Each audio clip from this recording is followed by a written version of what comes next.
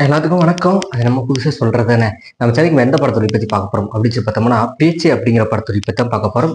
இந்த படம் பார்த்தீங்கன்னா, போன மாதம் தியேட்டர் ரிலீஸ் ஆகிருந்துச்சு. இப்போ ஆகா ப்ளஸ் அமேசான் பிரைம் ஓடிடியில் ரிலீஸ் பண்ணியிருக்காங்க. ஸோ இந்த ரிவ்யூ பார்க்குறப்ப நம்ம சேனல் புதுசாக பார்க்குறீங்க அப்படின்னு வந்தால் சப்ஸ்கிரைப் பண்ணுங்கள், கமெண்ட் பண்ணுங்கள், லைக் பண்ணுங்கள். ஃப்ரெண்ட்ஸ் எனக்குலாம் அப்படியே ஒரு அடுத்தடுத்து ஷேரும் பண்ணுங்கள். நானும் எத்தனை நாள் தான் இப்படியே ரிவ்யூ பண்ணிட்டுருக்கிறது அப்படிங்கிற மாதிரி எனக்கு விட்டு இருந்துச்சு.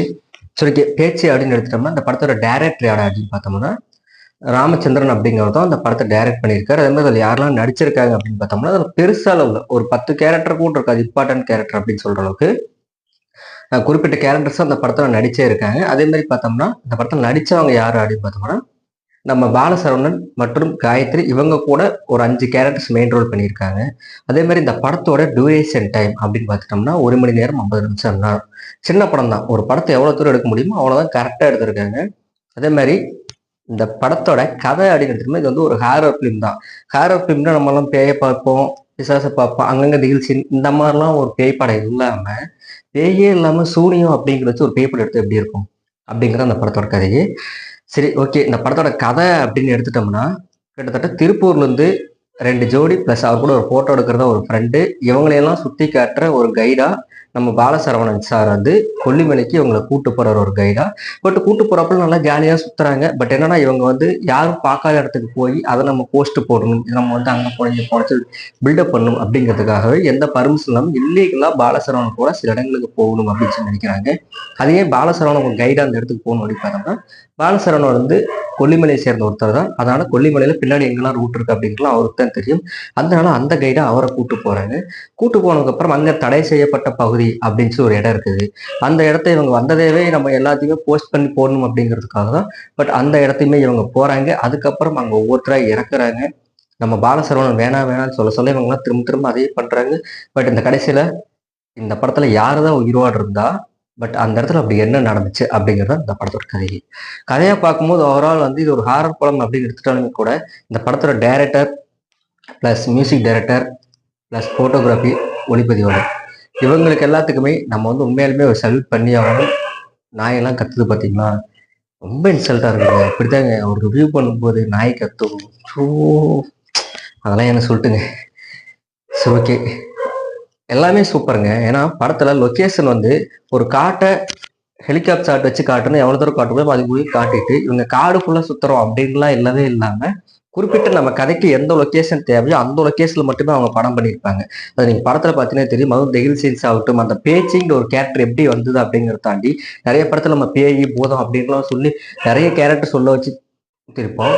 பட் இருந்தாலும் இவங்க வந்து அந்த பேய் அப்படின்னு இல்லாமல் ஒரு கிழவியோட கேரக்டர் பேச்சுன்னு மிஸ் பண்ணி அதையே ஒரு பிரம்மாண்டமாக காட்டணும் அப்படின்லாம் இல்லாமல் அந்த கதைக்கு அவங்க எப்படி காட்டணும் நல்லா இருக்குமோ அப்படி மட்டுமே காட்டு போயிட்டாங்க. அதுவே நல்ல விஷயம் தான். ஆனால் பாலசரவணன் சார்லாம் வந்து முன்னெல்லாம் அவரோட காமெடி சுத்தவே பிடிக்கவே பிடிக்காது. பட்டு நம்ம பாலசரவணன் சார் வந்து விலங்கு சீரீஸில் ஒரு சீரீஸாக ஒருத்தர் நடித்தார். அதுக்கப்புறம் அவர் செலக்ட் பண்ணி வர படம் எல்லா படமே ரொம்பவே நல்லா இருக்குது, எனக்கு பிடிச்சிருந்துச்சு. ரெண்டாவது நம்ம காயத்ரி மேடம் ஒரு பெரிய ஆர்டிஸ்ட் கூட ஜோடியாக நடிச்சு சின்ன சின்ன ஆர்டிஸ்ட் கூட ஜோடியாக நடிச்சிருக்காங்க அப்படின்னு உங்களுக்கு தோணும் மார்க்கெட்டில் அப்படின்னு. அதில் கதைக்கு முக்கியத்துவம் எங்கே இருக்கோ அங்கே தான் அவங்கமே இருப்பாங்க. ஓவரால் அந்த படத்துல ஒரு வீடு செட்டு போட்டிருப்பாங்க. அந்த வீடு செட் ஆகட்டும், இந்த கைடை சுத்தி காட்டுறவங்க இந்த இடத்துக்கு போகக்கூடாது போகக்கூடாதுன்னு சொல்லியிருப்பாங்க. அந்த ஒரு விஷயத்தையும் பாலசரவன் திரும்ப திரும்ப சொல்றதாகட்டும், அந்த சூனியம் அப்படிங்கிற ஒரு விஷயத்தை அவங்க அந்த காலத்துல எப்படி தடுத்தாங்க, அது எப்படி வெளியே வந்துச்சு அப்படிங்கிறதாகட்டும், இந்த மாதிரி நடந்துச்சு இன்னொருத்தருக்கு அப்படிங்கிறது ஓப்பனிங்ல ஒரு சீனை வச்சு நம்மளுக்கு இங்கே இதுதான் நடக்க போகுது, இங்கதான் அவங்க வர போறாங்க அப்படிங்கிறது முன்கூட்டியே அந்த டைரக்டர் காட்டிடுறாரு. இதை தாண்டி சொல்லணும் பார்த்தோன்னா கிளைமேக்ஸ் அப்படின்னு எடுத்துட்டோம்னா எல்லாமே ஓகேடா, கிளைமேக்ஸ் மட்டும் நம்மளால ஏற்றுக்க முடியல. பட் வந்து அது வந்து செகண்ட் பார்ட்டுக்கு லீட் அப்படிங்கிறது தான் விட்டுருப்பாங்க அப்படின்னு சொல்லி நினைக்கிறேன். ஏன்னா ஓவரால் இந்த லாஸ்ட் ஒரு 3 நிமிஷத்தை தாண்டி படம் எல்லாமே சூப்பர் சூப்பர் சூப்பர் நல்ல படம் தான், நல்லா தான் கொண்டு போயிருங்க அப்படின்னு சொல்லிட்டு கிளைமேக்ஸ் ட்விஸ்ட்னு சொல்லியிருப்பாங்க. அந்த ட்விஸ்ட் நல்லா இருந்துச்சு. நான் சொன்ன மாதிரி தான் செகண்ட் பார்ட்டுக்கு லீடு விட்டு அந்த ட்விஸ்ட் எடுத்திருக்காங்க. பட் நல்லா அந்த கதையில் அதையே 2வது பார்ட்டு அப்படின்னு சொல்லிட்டு அதை தேவையில்லாம எக்ஸ்டெண்ட் பண்ணாங்க அப்படின்னு சொல்லி தெரியல. எல்லா கேரக்டர்ஸுமே நல்லா பண்ணியிருக்காங்க. இதுலேயும் கேமராமேனாக ஒரு கேரக்டர் பண்ணியிருப்பாரு. பட் அவருமே ஒரு பெரிய கேரக்டராக இந்த படத்தில் கொடுத்துருக்காங்க அப்படின்னு நினைக்கிறேன்.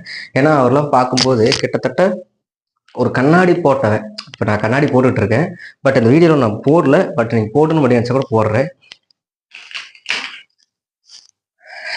இப்போ நான் அந்த கண்ணாடி போட்டிருக்கேன் அப்படின்னு நீங்க எடுத்துட்டீங்கன்னா, ஒரு தலைவலிக்காக நம்ம போட்ட கண்ணாடி. பட் அதுவும் நாளுக்கு நாள் போக போக கிட்ட போற, தூர போற அந்த மாரிலாம் மாறிடுது.